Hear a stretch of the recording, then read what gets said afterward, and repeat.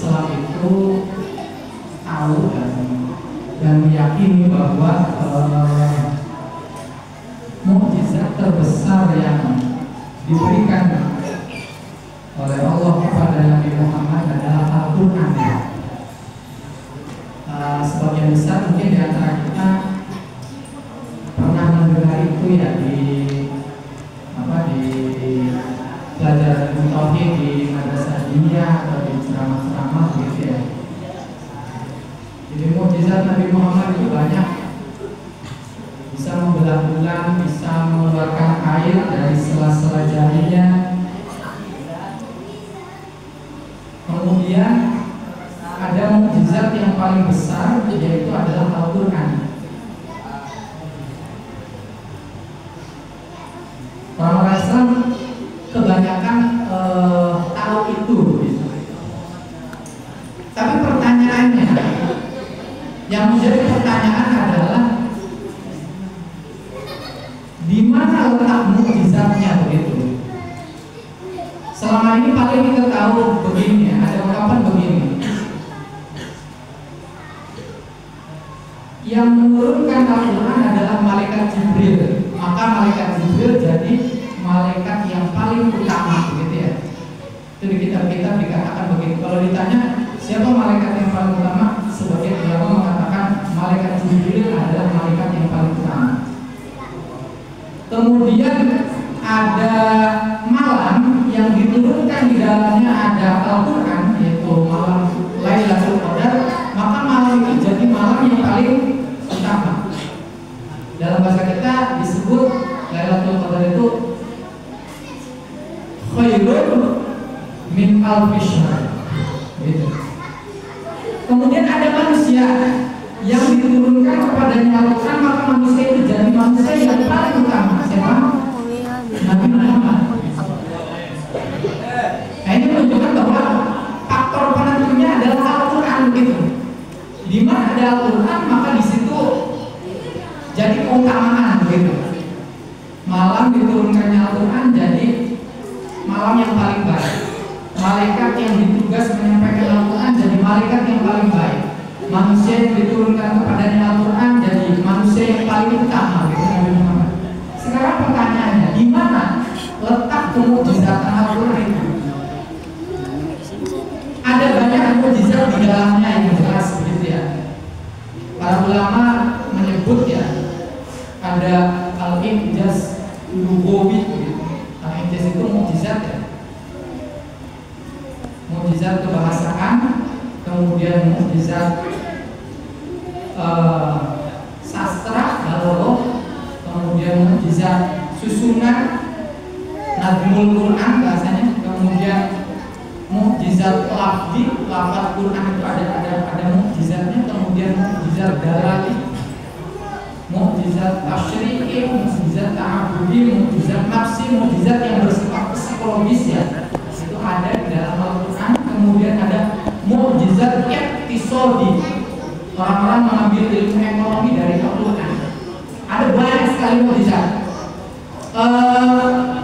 Saya mengambil 3 contoh saja ya, karena waktunya terbatas. Saya mengambil 3 sisi mukjizat yang saya cuplik secuil gitu. Yang pertama adalah al-injaz at-tahaddi, mukjizat yang berupa tantangan. Jadi Al-Quran itu pernah menantang gitu ya. Ada 3 ayat di dalam Al-Quran yang isinya adalah tantangan kepada orang-orang kafir pada zamannya ya, pada zaman Nabi. Tantangannya yang pertama untuk mendatangkan kitab seperti Al-Quran utuh. Kalau 30 juz ya sama-sama 30 juz. Kalau ribuan ayat ya sama-sama ribuan ayat. Ini disebutkan di dalam Al-Isra ayat 88. Qul la in ijtama'atil insu wal jinnu ala ayyatu bimithli hadzal qur'ani la ya'tuna bimithlihi. Gitu ya. Kalau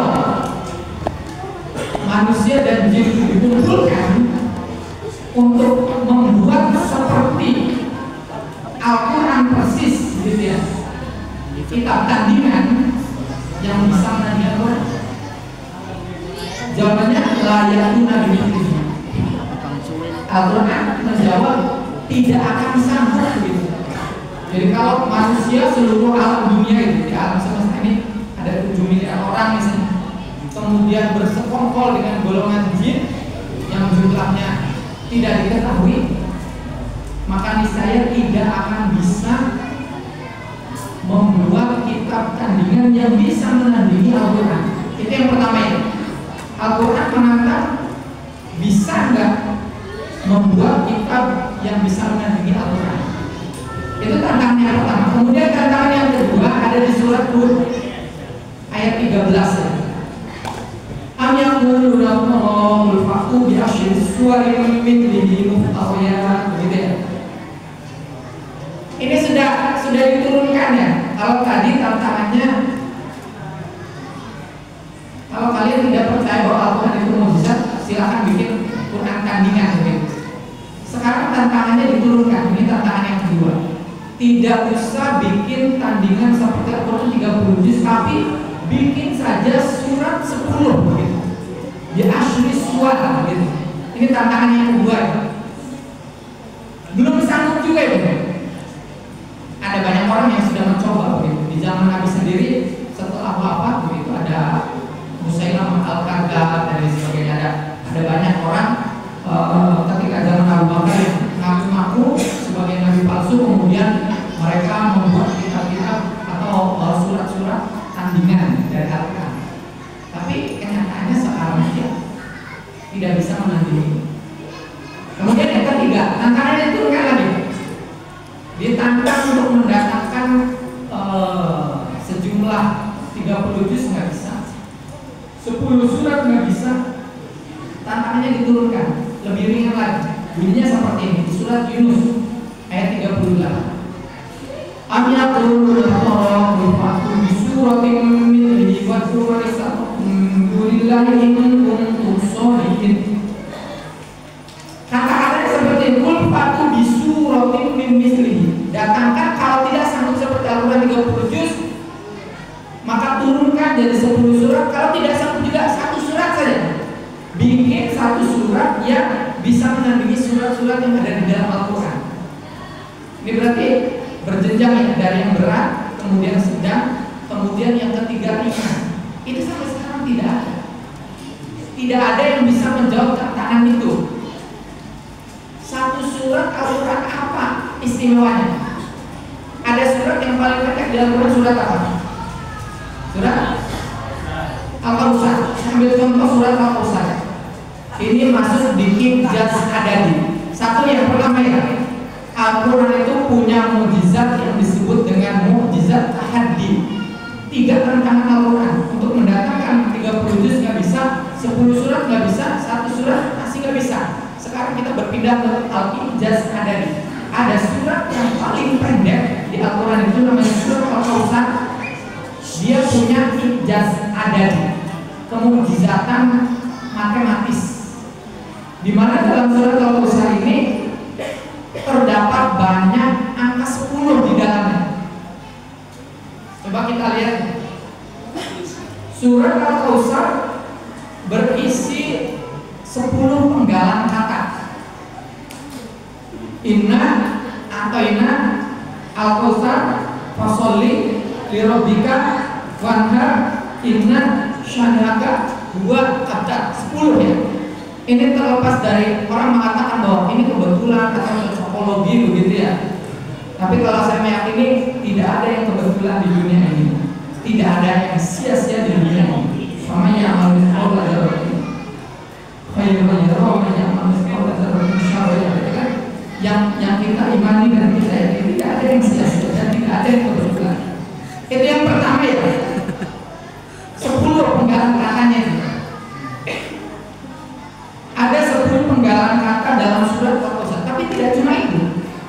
Yang kedua, di ayat yang pertama, Inna a'tayna al-kautsar, itu ada 10 huruf hijaiyah. 10 huruf hijaiyah selain huruf yang diulangi. Hitung saja ya. Kalau ada huruf yang diulangi seperti ka, inna a'tayna ka, al-kautsar, ka angkanya kan berarti ulang, itu dihitungnya 1. Coba nanti dihitung di kamar ya. Ayat pertama 10, ayat yang kedua 10, ayat yang ketiga 10. Dikecualikan yang hurufnya sama. Kalau hurufnya sama jangan dihitung. Kemudian yang kelimanya, itu tadi kan berarti 10 yang pertama, 10 yang kedua, 10 yang ketiga, 10 yang keempat, 10 yang keempat itu 10 hijaiah di ayat yang ketiga. Alifnya dalam surah Al-Kautsar itu totalnya ada 10. Coba dihitung. Nanti nyampe kamar dihitung. Alifnya ada 10 di surah Al-Kautsar.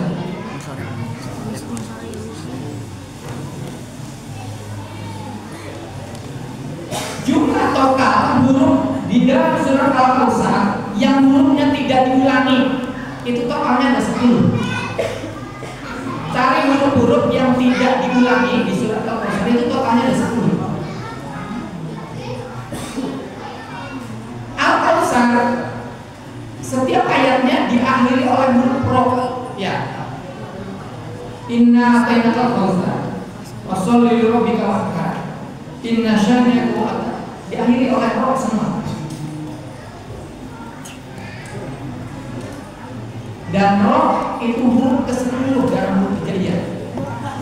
Aba, ta, ja, dal, ro huruf ke-10.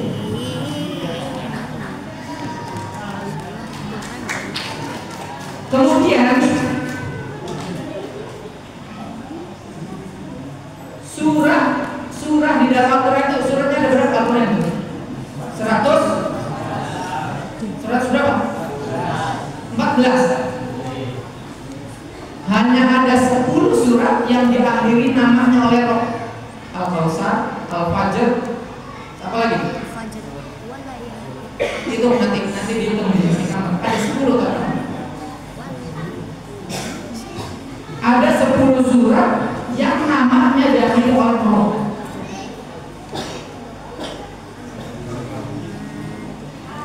Ada 10 surat yang diawali oleh inna. Al-Kautsar itu diawali oleh inna. Inna atainakal kautsar. Inna anzalnahu fi lailatul qadr. Itu Al-Qadar ya, 2 berarti.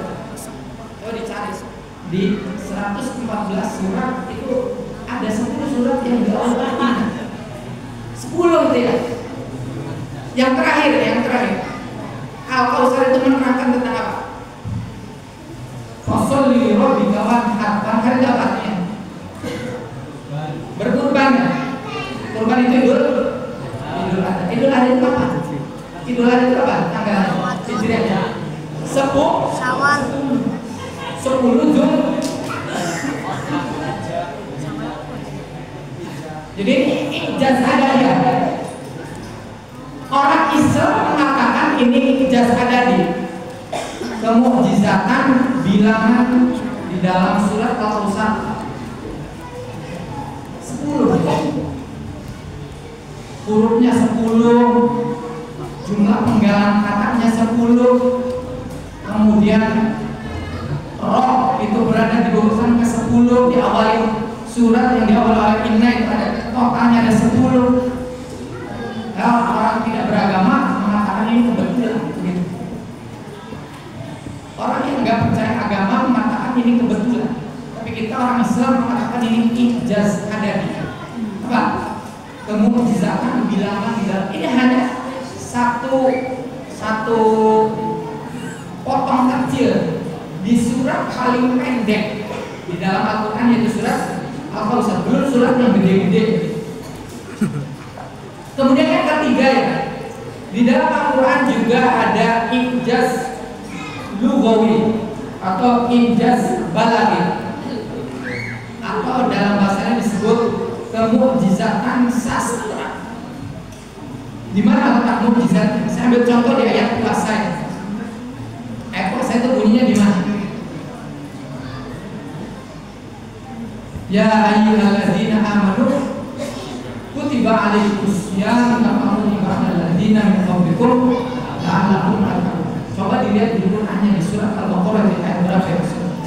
Ayat puasa itu.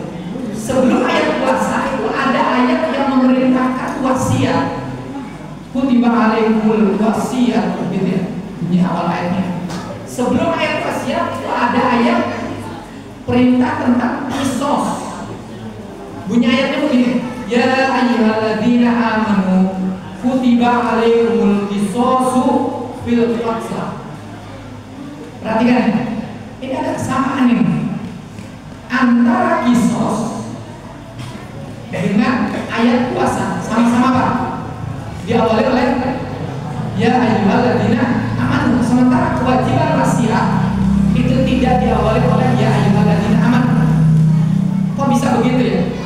Padahal ayatnya itu berurutan itu. Ayat kisos dulu, kewajiban kisos, kemudian ayat wasiat, kemudian ayat puasa. Kenapa yang dua, yaitu ayat kisos diawali oleh ya ayyuhalladzina amanu, sementara di dalam ayat puasa diawali juga oleh ya ayyuhalladzina amanu, tapi di dalam ayat wasiat kok tidak ada ya ayyuhalladzina amanu? Jawabannya adalah karena ayat kisos dengan ayat puasa itu adalah kewajiban yang berat. Orang puasa itu berat. Berat nggak? Berat. Bagi orang yang puasanya beneran begitu, ya. Kalau puasanya sekedar menahan lapar, menahan haus, mungkin gampang.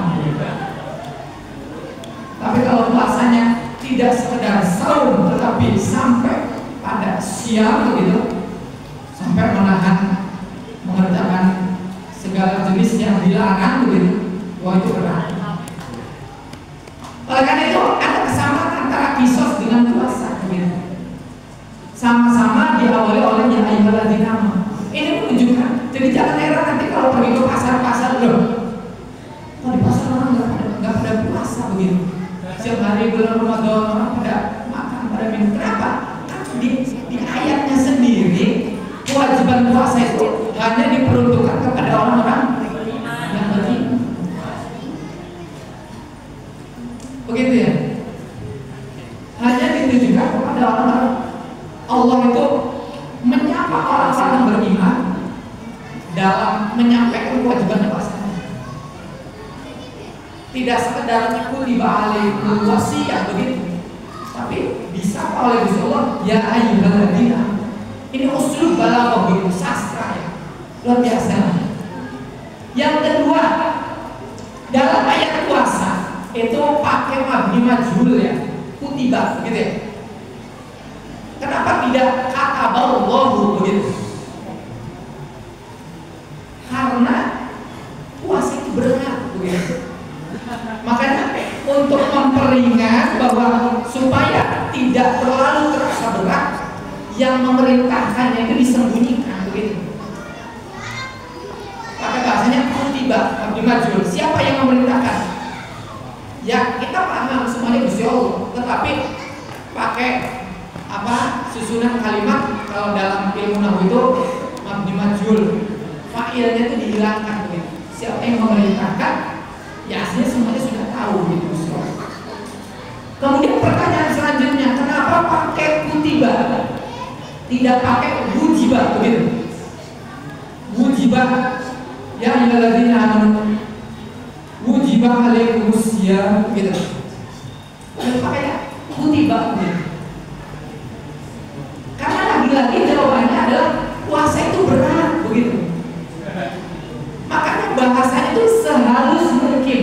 Gusti Allah memerintahkan orang-orang beriman untuk berpuasa pakai bahasa yang halus begitu. Tidak langsung, kamu puasa besok kayak gitu. Enggak kayak gitu. Wah itu kasar kalau kayak gitu. Sudah perintahnya berat, kok memerintahkannya dengan bahasa yang berat? Gusti Allah tidak seperti itu. Perintahnya puasa berat, tapi disampaikan dengan bahasa yang halus begitu. Pakai bahasa kutiba, dicatat begitu. Sudah ditentukan kamu wajib berpuasa begitu. Kama kutiba. Ini dalam bahasa balaghah, kama kutiba alal ladzina min qablikum. Seperti sudah diwajibkan pula kepada kaum sebelum kamu. Kalau dalam bahasa balaghah ini syibih ya, atau tasbih, menyerupakan kewajiban puasa seperti yang sudah diwajibkan kepada umat-umat sebelumnya. Para ulama ada dua pendapat. Ada yang mengatakan bahwa anak kutiba itu sama-sama diwajibkan, artinya umat-umat sebelumnya itu juga diwajibkan berpuasa. Ada yang mengatakan cara puasanya sama.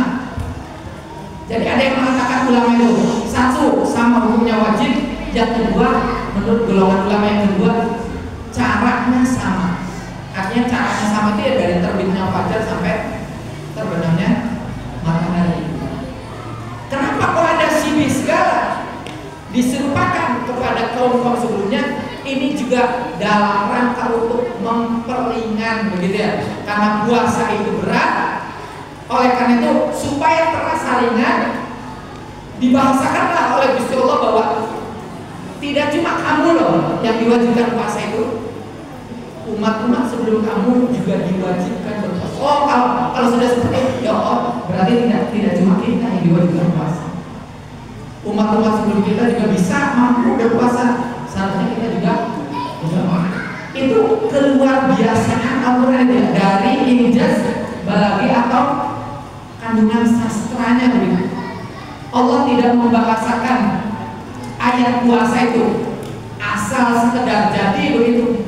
Kenapa? Karena ayat puasa itu berat, maka Allah mewajibkan kepada orang-orang yang beriman menggunakan bahasa yang mengandung sastra yang begitu tinggi. Itu saja mungkin tiga kemukjizatan yang ada di dalam Al-Quran yang sebenarnya begitu ya. Sebenarnya ada banyak sekali ijazul Quran. Kalau ditanya apa sisi kemukjizatan Al-Quran yang bisa dijawab tiga itu tadi ya. Mukjizat itu melemahkan. Kalau Nabi Muhammad itu dia punya mukjizat, maka tidak ada yang bisa berbuat seperti itu. Misalnya Nabi Muhammad bisa mengeluarkan air dari sela-sela jarinya, maka kalau ada penyihir sehebat apapun dia tidak akan bisa. Ada penyihir bisa memindahkan Monas misalnya, tapi tidak akan ada yang bisa seorang penyihir pun mengeluarkan air dari sela-sela jarinya. Kenapa? Karena itu mukjizat. Ada penyihir bisa merubah tongkat jadi ular, tetapi tidak ada satupun penyihir yang bisa merubah tongkatnya menjadi ular yang besarnya melebihi ular Nabi Musa. Kenapa Nabi Musa itu tongkatnya jadi ular yang paling besar? Karena itu mukjizat. Mukjizat itu tidak ada yang bisa menandingi. Dalam bahasa kita mukjizat itu disebut rekor, gitu ya. Semua Nabi Rasul ya punya mukjizat, artinya punya rekor, gitu ya, yang tidak bisa ditanding. Mungkin cukup sekian, kurang lebihnya mohon maaf.